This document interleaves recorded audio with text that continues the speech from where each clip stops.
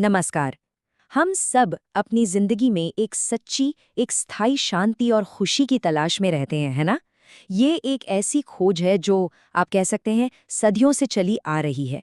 तो आज हम श्रीमद् भागवतम की गहराइयों में उतरेंगे और ये जानने की कोशिश करेंगे कि ये महान ग्रंथ हमारे हृदय को बदलने और उस असली भीतरी आनंद को पाने के लिए एक कह सकते हैं एक साइंटिफिक, एक कदम दर कदम रास्ता कैसे दिखाता है।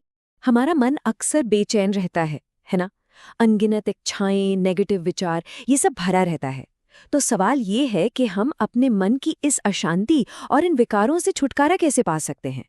श्रीमद् भागवतम हमें बताता है कि हाँ, ये बिल्कुल संभव है और इसके लिए एक बहुत ही स्पष्ट और व्यवस्थित समाधान भी है। तो चलिए इस समाधान को समझना शुरू करते हैं। तो ये जो बदलाव की यात्रा है, ये शुरू कहाँ से होती है? देखिए, इसकी शुरुआत एक बहुत ही सरल लेकिन बेहद शक्तिशाली काम से होती है और वो है सुनना। जी हाँ, सिर्फ सुनने की इच्छा रखना, ईश्वर के संदेशों के लिए अपने कान और दिल को खोलना, यही शुद्धि की प्रक्रिया का पहला और सबसे जरूरी कदम है। श्रीमद् भागवतम के पहले स्कंद दूसरे अध्याय का 17वां श्लोक कहता है, शृण्वन्तां स्वकथा कृष्णः पुण्यश्रवण कीर्तनः हृद्यन्तस्थो व्यभद्राणि विधुनोति सुहृत् सताम। तो इस श्लोक का सार क्या है? देखिए, बात बहुत सीधी है।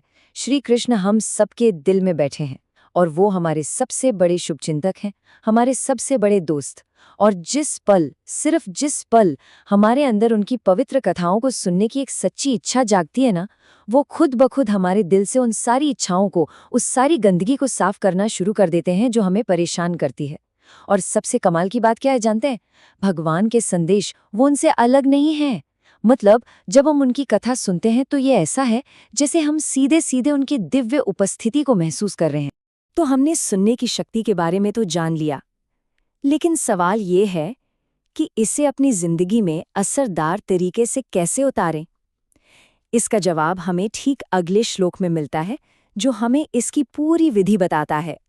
तो 18वां श्लोक है, नष्टप्रायेष्व भद्रेषु नित्यं भागवत सेवया भगवत्युत्तम श्लोके भक्तिर्भवति नैष्ठिकी।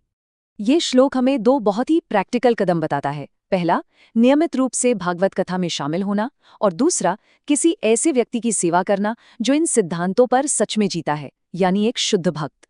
जब हम इन दोनों चीजों का अभ्यास करते हैं तो हमारे दिल की लगभग सारी गंदगी, सारे क्लेश धुल जाते हैं। और इसका नतीजा क्या होता है? ईश्वर के प्रति हमारी भक्ति अटूट हो जाती है, एक चट्टान की तरह मजबूत। सच कहें तो ये आत्म साक्षात्कार के रास्ते की रुकावटों को दूर करने का एक अचूक नुस्खा है। यहाँ एक बहुत ही दिलचस्प बात समझनी होगी। भागवत शब्द के असल में दो मतलब हैं। पहला है ग्रंथ भागवत, यानी हमारा पवित्र ग्रंथ श्रीमद् भागवतम, और दूसरा है भक्त भागवत, यानी वो इंसान, वो भक्त जो इस ग्रंथ की शिक्षाओं को अपने जीवन में उतारता है।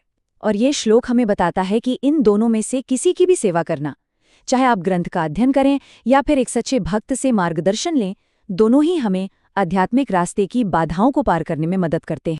अच्छा, तो जब हम लगातार इस अभ्यास को करते रहते हैं तो होता क्या है? हमारे अंदर एक बहुत गहरा बदलाव आने लगता है, जिसके ठोस नतीजे हमें दिखने लगते हैं। आइए देखते हैं कि ये भीतरी बदलाव आखिर होता कैसे है। 19वां श्लोक कहता है, तदा रजस्तमो भावा कामलोभादयश्च ये चेत एतैर अनाविद्धम स्थितम सत्त्वे प्रसीदति। इसका असर सच में अद्भुत होता है। जैसे ही भक्ति हमारे दिल में मजबूती से बैठ जाती है, रजोगुण यानी जुनून और तमोगुण यानी अज्ञान के जो प्रभाव हैं, जैसे कि काम, लालच, गुस्सा, वो सब अपने आप खत्म होने लगते हैं। तब व्यक्ति सत्वगुण यानी अच्छाई और पवित्रता में स्थित हो जाता है और एक गहरी, एक भीतरी खुशी का अनुभव करता है। यही तो है आत्मा आनंद, सच्ची शांति और संतोष की अवस्था। और अब हम इस यात्रा के सबसे ऊंचे मुकाम पर पहुंचते हैं। बात सिर्फ शांति महसूस करने की नहीं है, बल्कि इससे भी एक कदम आगे बढ़कर परम सत्य का असली वैज्ञानिक ज्ञान पाने की है। और 20वां श्लोक इस पूरी प्रक्रिया को पूरा करता है। एवं प्रसन्न मनसो भगवद भक्ति योगतः भगवत तत्व विज्ञानम मुक्त संघस्य जायते। तो इसका क्या मतलब हुआ? मतलब ये कि जब कोई व्यक्ति अच्छाई और शांति में स्थित हो जाता है तो उसका मन भक्ति के संपर्क में आते ही जैसे खिल उठता है, जीवन तो उठता है। और जब वो हर तरह की भौतिक आसक्ति, हर तरह के अटैचमेंट से मुक्त हो जाता है, तब जाकर उसे ईश्वर का वास्तविक वैज्ञानिक ज्ञान मिलता है, जिसे यहाँ भगवत तत्व विज्ञान कहा गया है। ये कोई ऊपरी ज्ञान नहीं है, बल्कि ये तो आध्यात्मिक जीवन में एक तरह की, आप कह सकते हैं, पोस्ट ग्रेजुएट स्टडी है, जो सिर्फ एक शुद्ध और शांत मन से ही मिल सकती है। तो चलिए इस पूरी प्रक्रिया को एक बार फिर से संक्षेप में देखते हैं। ये एक 4 कदमों का रास्ता है।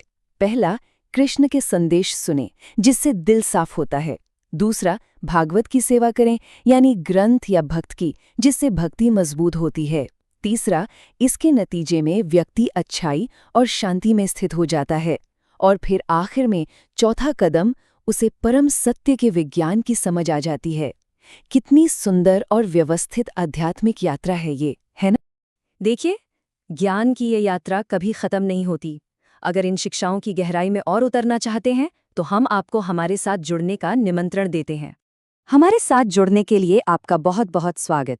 ज्ञानकोश एक ऐसा मंच है जहां हम आध्यात्मिक ज्ञान को कई भाषाओं में साझा करते हैं, जैसे कि अंग्रेजी, हिंदी, मराठी और तमिल, और बहुत जल्द और भी कई भाषाएं आने वाली हैं। हमारा बस एक ही लक्ष्य है, सनातन धर्म के इस अनमोल खजाने को आप तक बहुत ही सरल, साफ और सार्थक तरीके से पहुंचाना। हमारे चैनल पर आपको श्रीमद् भागवतम, भगवद गीता, महाभारत, ललिता सहस्रनाम, दैवत्विन कुरल और महाराष्ट्र के संतों पर रोजाना नई नई जानकारी मिलेंगी, और ये सब कई भाषाओं में उपलब्ध हैं। अगर आपको हमारा ये प्रयास अच्छा लगा तो ज्ञानकोश को जरूर सब्सक्राइब करें, ताकि आप हमारे रोज के वीडियो देख पाएं। और हाँ, इसे लाइक और शेयर करना ना भूलें, ताकि ये दिव्य ज्ञान आपके परिवार, दोस्तों और सभी तक पहुंच सके। चलिए हम सब मिलकर सनातन धर्म की इस ज्योति को हमेशा जलाए रखें।